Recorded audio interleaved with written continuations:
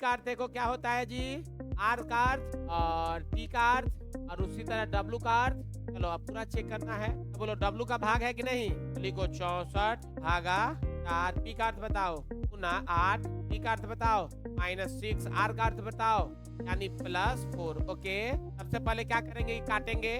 काट-कूट खेले हैं ना बचपन में, यानी यहाँ 16 चौका और 16 में पढ़ाता है ना, कर लीजिए। 8 छक्का 48 गो और 4 गो आमन का 2 हाथ में, बोलो ना 5। और यहाँ क्या होगा 8 और 5, 8 5 और माइनस क्या हो जाएगा, अब 12 में से 6 हो जाएगा तो यहाँ क्या 126। 92 था इसलिए।